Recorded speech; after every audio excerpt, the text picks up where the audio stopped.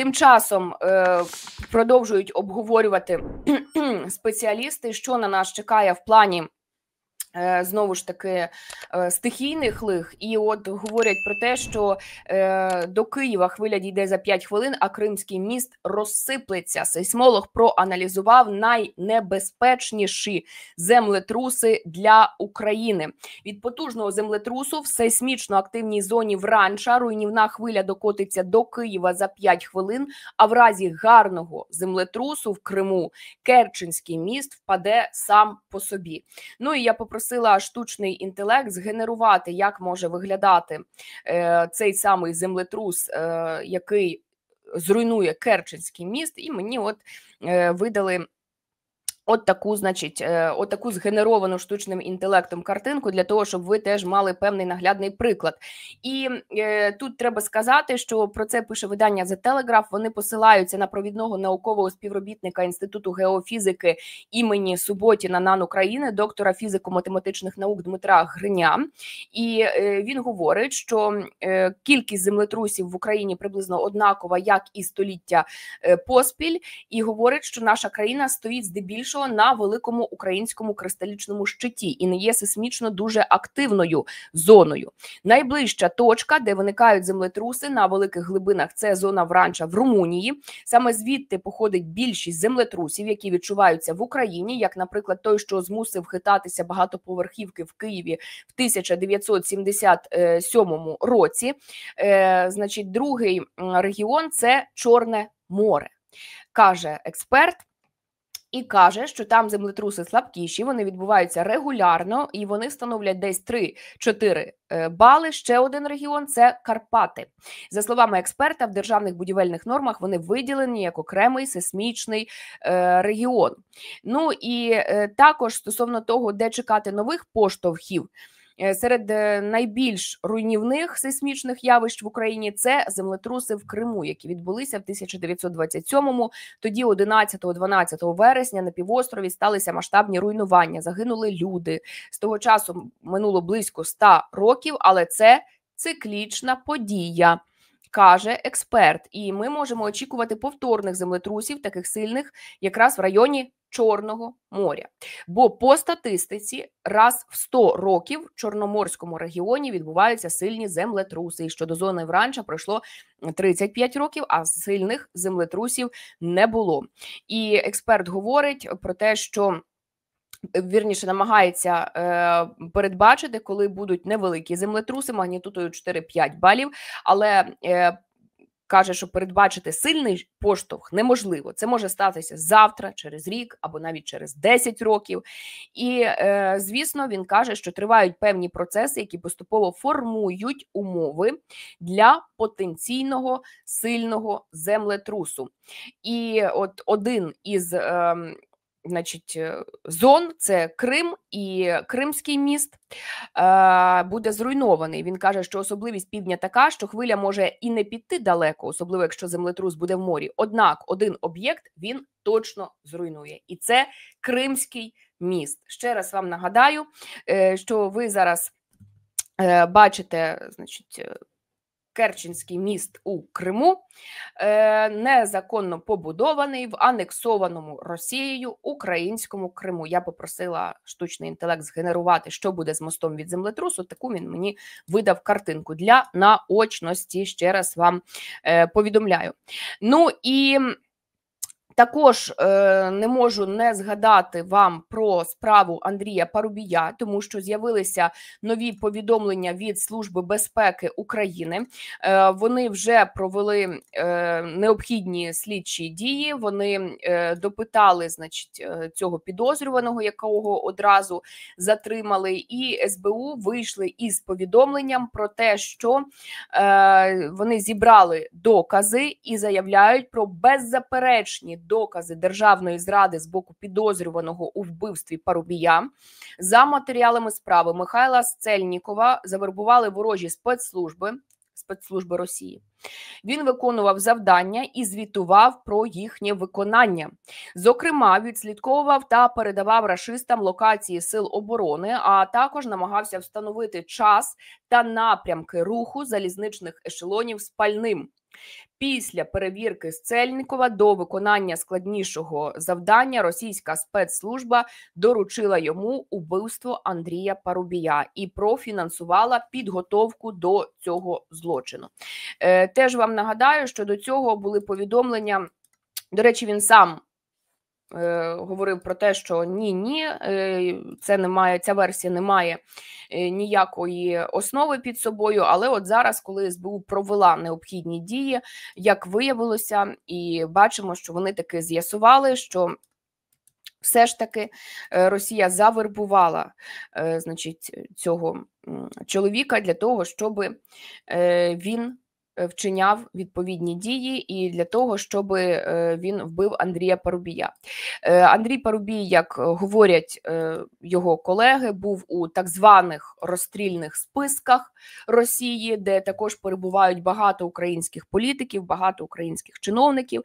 Андрія Парубія Росія не взлюбила, ну так, я м'яко кажу, да, з часів Майдану, тому що він був комендантом Майдану. Андрій Парубій був народним депутатом України, екс-головою Верховної Ради України. І, очевидно, не давало це спокою росіянам, тому вони замовили його вбивство. The Russians were scared of the Ukrainian underwater drone. What's more, they even gave it a special nickname, the underwater nutcracker. What exactly scared the Russians so much, and what is this underwater drone famous for? Now I'll tell you all the details. Hello everyone, my name is Anastasia Gusareva. For now, like this video, write comments, or subscribe to our channel if you're here for the first time. And I'll start telling you. So, at the International Summit in Lviv, Ukraine showed the world several new samples of its weapons. Among them, the Toloka underwater drone caused the greatest stir. You can see it on your screens now. This is a new large marine drone 12 meters long, which can move underwater over a very long distance and deliver a powerful explosive charge to enemy ships, ports, or even bridges. It is known that at least 3 models of underwater drones are designed to operate at short, medium, and long distances. Accordingly, they have their own names. Toka E1000, Toloka 400, Toloka 150 differ in length and differ in their power. The smallest drone in the line with electric motors is designed for missions up to 100 kilometers. It can operate autonomously for up to 15 days, and its immersion depth is up to 300 meters. The average size drone with a hybrid power plant is 4 electric motors and an internal combustion engine. Its range is up to 100 kilometers. The autonomy is 60 days, and the combat load is up to 500 kilograms. Well, the largest and most powerful drone in the family is Toloka 1000. It is capable of operating at a distance of up to 2,000 kilometers, and its autonomy is up to 60 days. Equipped with complex artificial intelligence systems, various sensors, and can carry explosives up to 5,000 kilograms. Because of such high-profile characteristics, this drone was dubbed an underwater nutcracker in Russia. They say that it is capable of splitting any target. Well, like a nutcracker. Well, speaking for the Russian media, Russian military expert and retired military expert Vasyl Danilkin began to reassure the Russians, saying that he does not really believe in the capabilities of the Ukrainian drone. He suggested that the device may not be completely underwater, but rather surface or semi-submersible. And that all such projects are supposedly assembled from parts that Ukraine, which the West transfers to Ukraine. But at the same time, the expert did not forget to threaten. If the Ukrainian nutcracker becomes a real threat, Russia can respond with its nuclear drone Poseidon, which they also flaunt. Now you see memes related to this, which are published on the network. This is a giant underwater vehicle, which in Moscow is called a doomsday weapon. It is supposedly capable of carrying a nuclear charge and causing a tsunami that will wash away entire cities. And it looks like what you see on your screens now. On the internet, Russians call it invincible, but this has already been subjected to a barrage of memes and criticism. Well, here too it is worth noting that in this way the appearance of the Ukrainian underwater drone Toloka has touched Russia on the cheek. Previously, it was believed that underwater technologies are almost the exclusive domain of the aggressor country, and only the aggressor country has the ability and capacity to create such devices. Now a competitor from Kyiv has appeared on the horizon, which is capable of changing the rules of the game. Well, the very fact that Russia has begun to nervously discuss the Ukrainian Toloka and even nicknamed it the underwater nutcracker indicates that the weapon really has potential. If the enemy calls the development dangerous, it means that it is worth paying attention to, because such assessments are rarely exaggerated without reason. And, of course, not all the characteristics of the Toloka have yet been tested in real combat conditions, and this is understandable. However, the very appearance of such a development demonstrates the incredible level of ingenuity of the Ukrainian defense industry even in the difficult conditions of war in which we are now. It would seem that a country without its own submarines was able to create such a device that is feared even in Russia. And, of course, here a new lever of power appears in Ukraine for confidence at sea. There is information that new underwater vehicles have already been used in operations against the Crimean Bridge. This is not officially confirmed, but in the summer of this year, Russian sources themselves admitted that this bridge was damaged by underwater explosions. So, in early June, the Ukrainian military blew up one of the bridge supports, using 1,100 kilograms of explosives. As a result of the explosion, the support was damaged, the water rose up, the concrete cracked and collapsed. Russia confirmed the explosion, but stated that the bridge was not damaged and traffic was restored after a few hours. Well, let's note that this was the third attack on the Crimean Bridge. The first attack was in the fall of 2022. Then the cargo exploded on it, trucks exploded, and as a result, several spans of the structure were seriously damaged. The second attack was in the middle of the summer of 2023 using self-developed high-altitude drones, called Baby. On the eve of the operation, 5 drones were launched, which moved over this very bridge for more than 20 hours. This is what they look like. You can see them on your screens now. These footage were shown by the Security Service of Ukraine. Basically, 3 drones participated in the strike. One of them with a bomb weighing 850 kilograms and 2 with 450 kilograms each. As a result of the explosion, 2 spans of the same Crimean Bridge were damaged, and the corresponding footage was also published.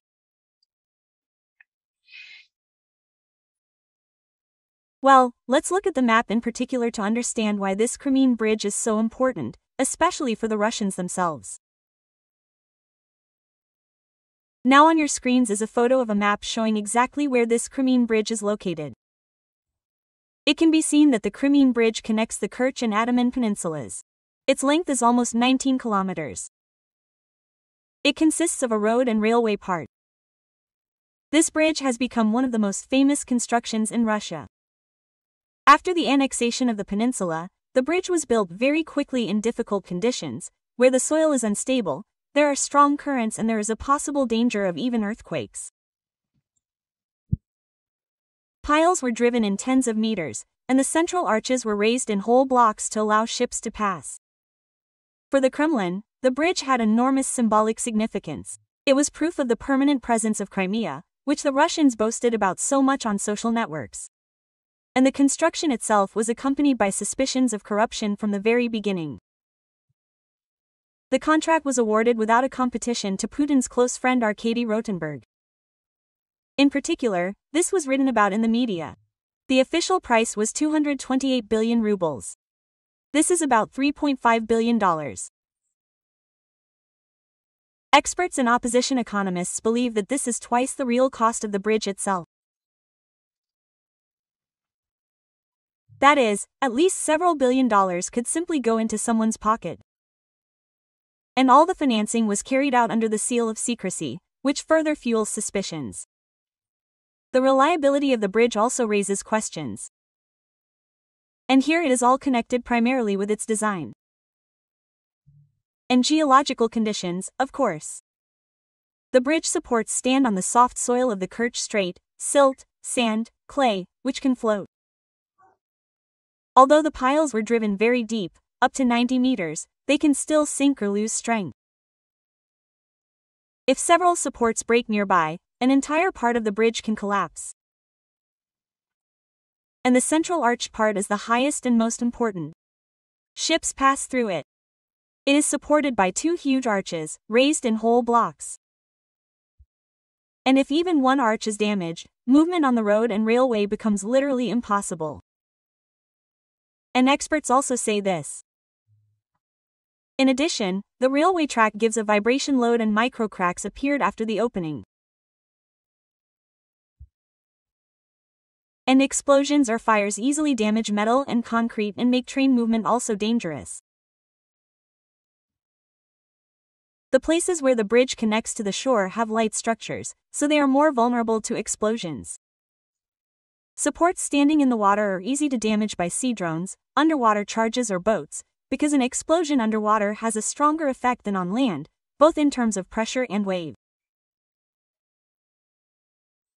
And since this bridge itself is long and segmented, it is, of course, difficult to completely collapse it in one blow, but it is enough to damage key parts to make it unusable. So, everything, as we see, even with air defense protection and Russia's statements about the eternity of the Crimean Bridge, is an ordinary structure with vulnerable spots.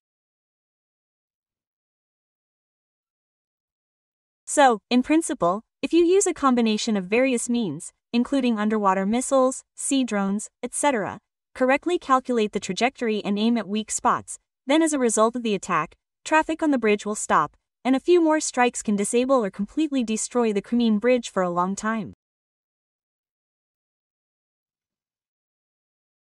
And here too, it should be added that there are more and more strikes on the temporarily occupied Crimean Peninsula. On the evening of September 21st, a series of explosions shook the southern coast of Crimea. The strike hit the Forosteletsky Sanatorium, the very one where Putin liked to relax and where the top of the Russian special services gather. The occupation authorities acknowledged the damage to the complex. At least 3 people died. 16 were injured. Among them could be high-ranking Russian officials. For example, the Gauleiter of the Kherson region, Volodymyr Saldo. After the attack, he disappeared and has not been contacted, but the press service denies his possible death and claims that his boss is alive and is currently in Moscow on a working trip. Meanwhile, the head of the Russian occupation administration of Yalta, Yanina Pavlenko, said that the preliminary damage from the drone strike in Froza is 18.7 million rubles. According to her, the occupation authorities of the city intend to ask the Russian head of Crimea, Gauleiter Aksanov, to also introduce a state of emergency to attract additional resources. Ukrainian intelligence also struck a powerful blow to the occupiers' aviation. For the first time in history, 2 B-12 Cheka amphibious aircraft, designed to search for and destroy submarines, were destroyed. 3 multipurpose Mi-8 helicopters were also hit. The expensive Russian radar station 556 in Nebo was destroyed, and the partisans exposed the location of the occupiers' Black Sea Fleet in Sevastopol.